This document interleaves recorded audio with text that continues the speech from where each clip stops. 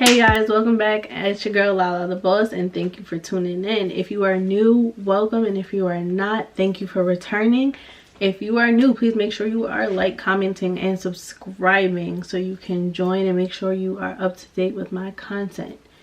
So we're gonna get right into the video. Mental health is definitely swept under the rug quite a bit, and we definitely need to do better. We being everyone. So for those that don't know, mental health is about how we think, feel, and behave.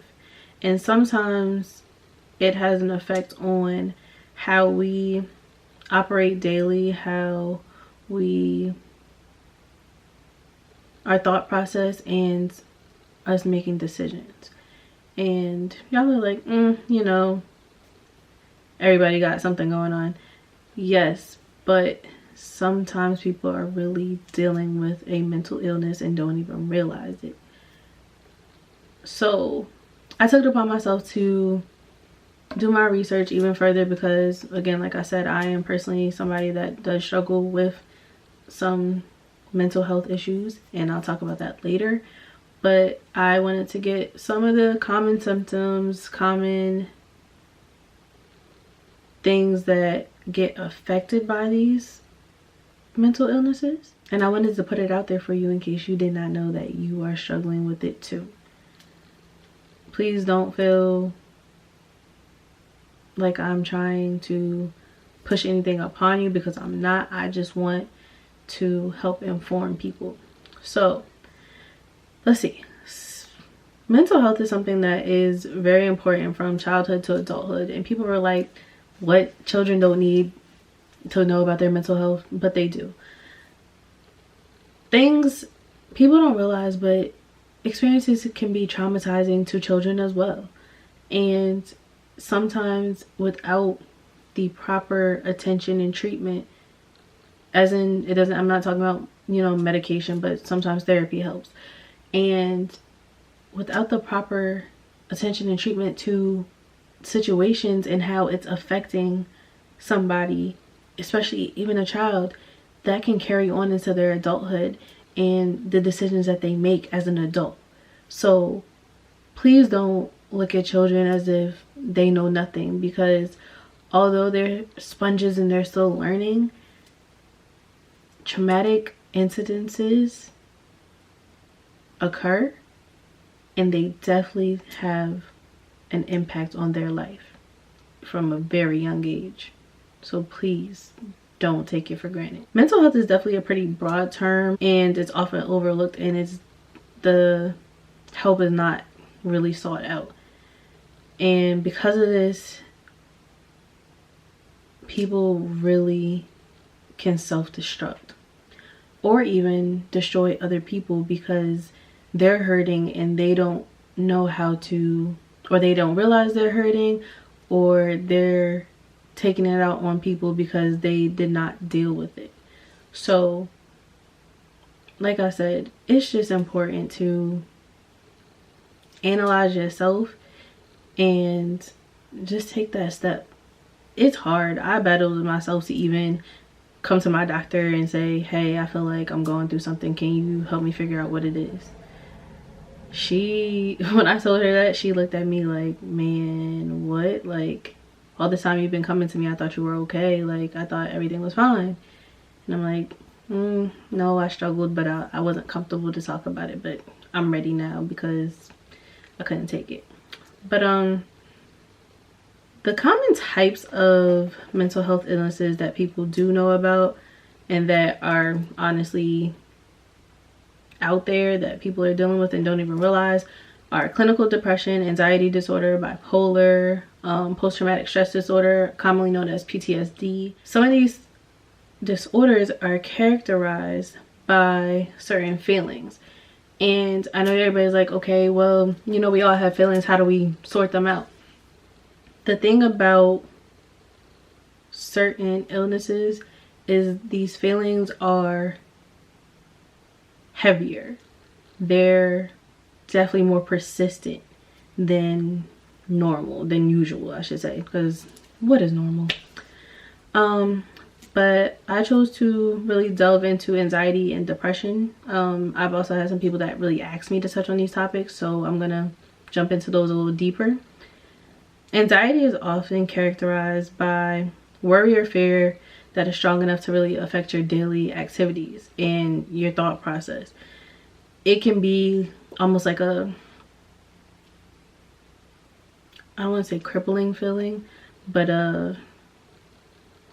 it can really hinder somebody's everyday life because you're constantly worried about what might go wrong or what might happen, but instead of doing it and figuring it out, you're too busy worrying about what if. So, and it's an overwhelming feeling, and sometimes people that are dealing with anxiety often have panic attacks. You don't have to have a panic attack every day for you to be having anxiety. You can have it once, you can have it twice, a month, a week. It all changes. Everybody's case is different, and you might not even experience a panic attack to know that you have anxiety. You might just be severely worried and overwhelmed, and you make yourself tired because you're so overwhelmed. Everybody deals with things differently, but again, if you're feeling that severe worry, look into it. Talk to your doctor, talk to a family member, a friend, somebody that you feel comfortable talking with, and make that step to find out what's going on with yourself. Depression is often characterized by a persistent feeling of loss of interest in activities or sadness and mood swings sometimes. Again, you may not experience all of these feelings. You may experience one or two. You might experience them all. But if you're feeling it, again, don't ignore it. It's not gonna get better if you ignore it. We often feel like, oh, you know, if you ignore something, it'll get better or it'll go away. It won't. It won't. And often these feelings can really affect who you are as a person. They can cause changes in your sleep, your appetite, your energy levels, your concentration, your daily behavior, and your self-esteem.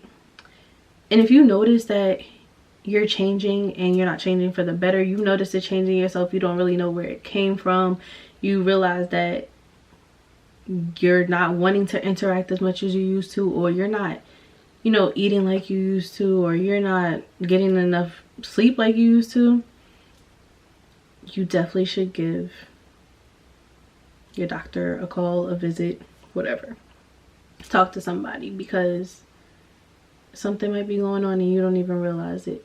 It can be something from your past years ago to a couple of days ago that could be affecting you. You don't even realize it. But don't let these things get swept under the rug. It's important, y'all. It's important. Like, I don't think I can stress the importance enough. But like I said, as somebody that is personally dealing with taking care of their mental health, I'm gonna tell you, it's important. It's important.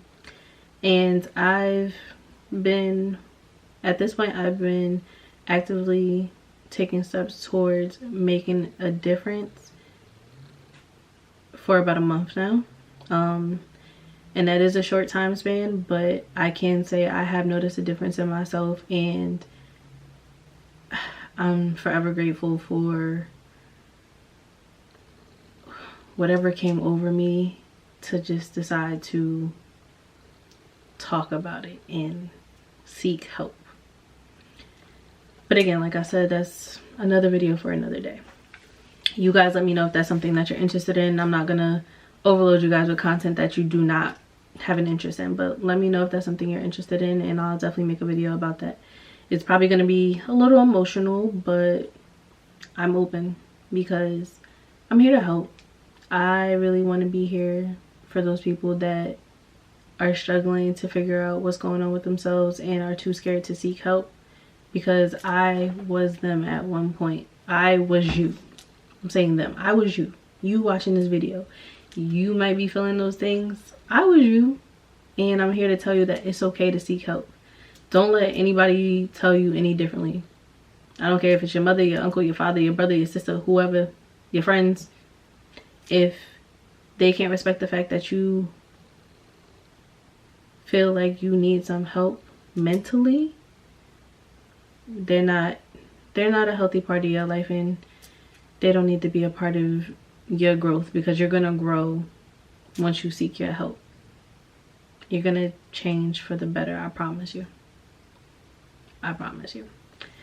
But I also decided that I wanted to talk about some natural ways that you can try to reduce your anxiety if you feel like you may be dealing with anxiety. And this goes along with any type of feelings that you feel like you may be feeling, because like, even though I, you know, generally describe anxiety, it may not be anxiety you're dealing with. You could be dealing with something else. But I have some things that I looked up that are remedies to help you reduce the anxiety, to see if it's just something that you needed to make the change in yourself if you're not feeling comfortable enough to go talk to somebody about it. So the number one way that you can try to reduce your anxiety is to stay active. Staying active doesn't always have to be, you know, working out in the gym, running, whatever the case may be. That's not everybody's speed. But you can find an activity that you're interested in, like yoga, for example. That's a little more slow paced. Don't have to worry about, you know, being in shape as much as you would if you were like trying to work out in the gym or whatever. But it's definitely helpful to stay active. Even now with this quarantine situation, I'll go walk around my block a couple times if I feel like I need some fresh air and I don't really want to work out, but I want to get out of my house. I go for a walk, and honestly, it feels good. I never used to walk around my block ever. You couldn't tell me in a million years that I was going to be walking around my block just to feel better. But it works. It helps me clear my mind sometimes, and it definitely is, what's the word I'm looking for? Man, it slipped my mind. But it's definitely underrated. There we go. Like, it's the smallest things that can make the biggest impacts on your life, and you don't even realize it. Another thing that you can do is try to, they tell you to ditch caffeine. And I know some people are like, girl, but I need my Starbucks, I need my Dunkin' Donuts, I need my coffee, whatever, I need my fix. Okay, it's understandable. You may not have to completely ditch it, but it is advised, especially if you feel like you might be dealing with anxiety and you're feeling super anxious and overwhelmed.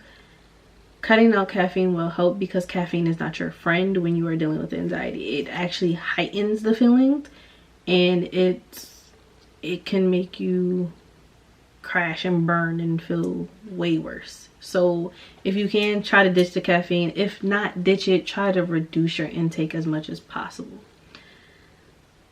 Another way that helps is to rest and or meditate. I personally find this helpful during this quarantine. You know, I want to be on YouTube, but sometimes I do need to take a step back.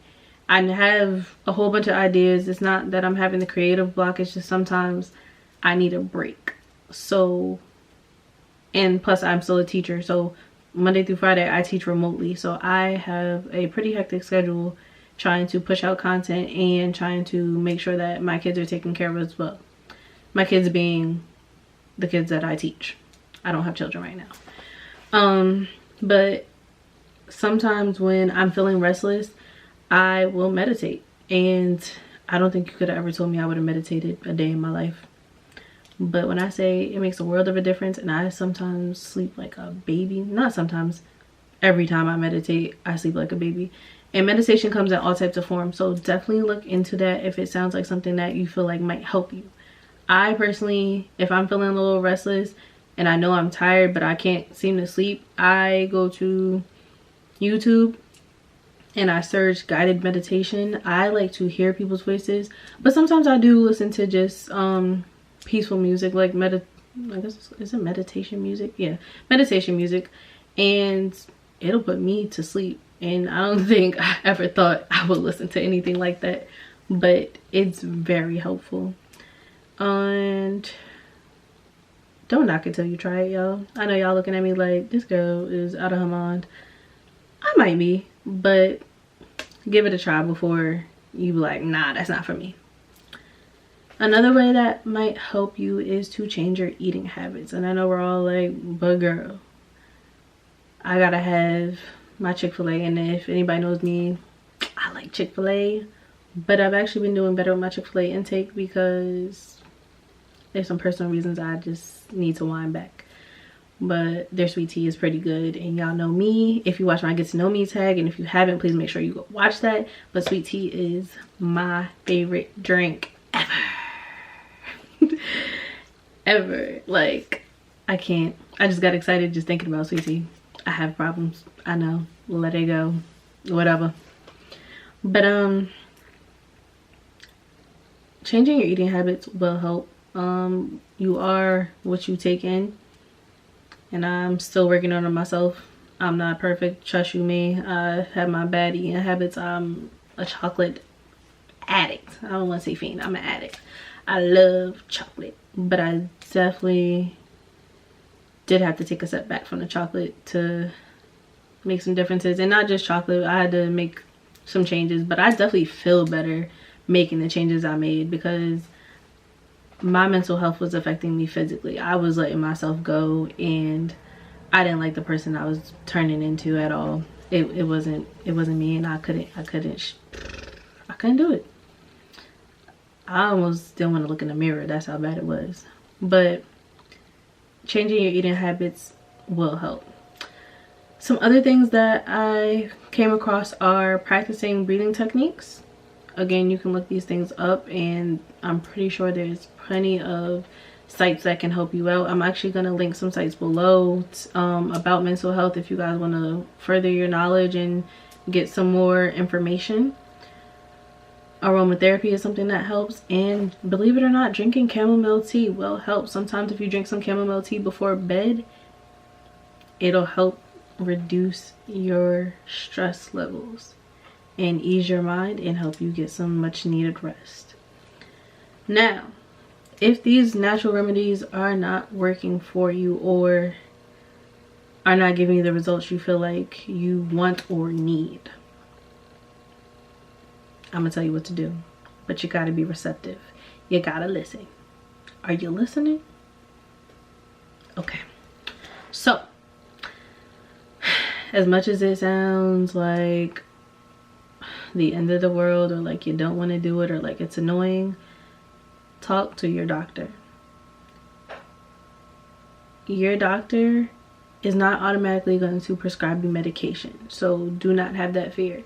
Now, sometimes they might consider it if you are having severe symptoms of a mental illness, but generally your doctor will advise you to seek therapy, because therapy is going to help you get into that underlying issue or issues before having to treat yourself with medication. Because I know, who wants to medicate? I know I don't. So shoot, if I can avoid it, I will. And I've been going to therapy actually for like the past month or so, maybe a little bit more, and I must say I feel a heck of a lot different. I mean, I'm not completely healed because I just started, but the little steps I have been taking in my like making changes and just talking to my therapist, it makes a world of a difference to me now, and I feel better. Like it's lifted weights off of my shoulder. I'm still, you know, holding some stuff on, but I'm definitely getting lighter. And I love my therapist. She's awesome. Like, I'm so glad I found her. She's the coolest person, well, coolest therapist I've ever met. And she's definitely helping me become the person I wanted to see from myself, and struggled to understand why I wasn't seeing that person. She's been so helpful, and I'm so grateful for her. But therapists are not bad people, y'all. They are trained professionals to help you understand why you are the way you are, why you think the way you think, why you feel the way you feel, why you act the way you act, and make the decisions you make. They are here to help you. Do not be afraid of them. Give them a chance. And when I say give them a chance, you have to give them more than one chance. Don't go to one therapy session and just think, hey, oh, I gave it a chance and it didn't work for me, so that's not it. Next, what's next? No, you have to go a couple of times, because they can't really get in, number one, if you don't allow them, and number two, if they don't really get to know you more. Like, they need time. Sessions are generally about an hour, and you can't put your whole life into an hour. Nobody can. If you can, hats off to you, but I know I can't. Not at all. Sometimes I struggle to talk about one subject for an hour and get everything out in that one about that one topic. Like, it's really not possible. But what you can do is give your therapist a couple tries. Go for a couple sessions. Try out different therapists if you don't feel like the therapist that you saw was the therapist for you. That's a possibility. It's almost like love. The first person that you encounter may not be your last. Sometimes you gotta keep going, keep trying. It is what it is. There's more fish in the sea. There's more therapists out there. And again, you can, if you're worried about trying to figure out how to find one, number one, if you have insurance, which, you know, most of us should or do, you can look them up to see who's in your network. That way you're not worried about if they take your insurance or not. And I mean, if you're not sure what insurance they take, or you just Google the, you know, therapists in my area, give them a call. They tell you what insurance they do take, and you just got to find somebody that works for you. Personally, I was referred to my therapist by a friend, so it just kind of worked out for me. And like I said, I went to her several times, but I enjoyed my therapist from day one. Like, the day I met her, it was like a match made in heaven, but not, you know, a love connection, but like, this is the therapist I needed. So I'm satisfied. Again, like I said, don't feel like the first therapist you go to is the only therapist you can ever go to. You might have to give a few a try. Do it. It's a process. Now, in therapy and in talking to your doctor, like I said, depending on the severity of what you're going through, your doctor may prescribe you medication in the beginning, but they may not. And that's okay. Your therapist might end up connecting with your doctor, and you might be put on medication, and that's okay too. But I will say, therapy does help your doctor and the therapist figure out if it's a possible chemical imbalance going on with you, or if it's just a psychological, cognitive, behavioral trauma going on. I think I explained that the proper way. Well, to the best of my ability. Like I said, I'm not a healthcare professional. I'm definitely not a therapist. So again, do your research. I'm just here to give some general information and share my insight and just put it out there for you guys.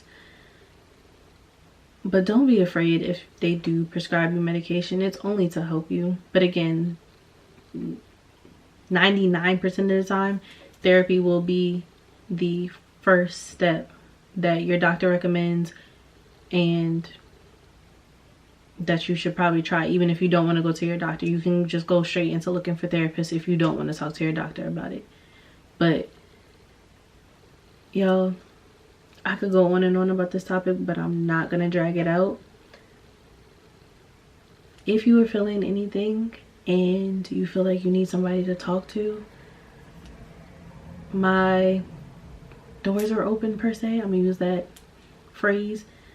Feel free to reach out to me. You guys have my social media contacts. I'm here for anything that you guys want to talk about.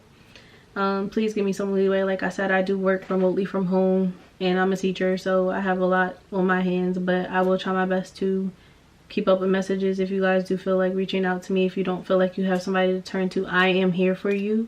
and I will help you in the best way that I can. I will try to steer you in the right direction and be that guidance that you need, and be that helping hand and that person that you feel comfortable enough to say, hey, I need some help. I'm over here. It's a judgment-free zone. I'm open. So don't be afraid, y'all. I'm going to wrap this video up, and again, take care of yourself. And in taking care of yourself, it's not just about your physical appearance, it's about your mental health. Your mental health honestly should come before your physical appearance. So take that into account when you're doing your self-reflection. And I hope this video encourages you to sit back and reflect and analyze what you've been feeling, whether it's today, yesterday, past week, past month, past couple of years. Just take some time to sit back and analyze. You may be all right, but not everybody is okay. So for those that are feeling like you're not okay, this video is for you. And just know you're not alone, and there is ways to get through it. That's all, y'all. I hope you guys enjoyed. I hope this was an informative video, and like I said, I will be leaving links, and I'm gonna see if I can find some phone numbers of like hotlines or anything that you guys would like to try to call, or if you need somebody to talk to, whatever the case may be. And also be sure to check in on your friends and family members.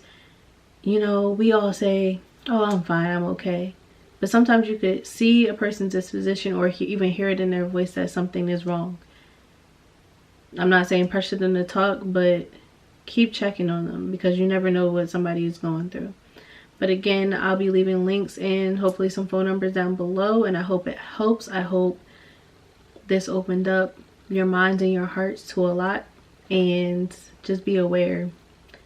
Like I said, look out for children, look out for adults, look out for everybody in between, and look out for yourself most importantly. Take care of yourselves, and I hope you guys enjoyed. Thank you so much for tuning in. Make sure you like, comment, and subscribe, and join my YouTube family.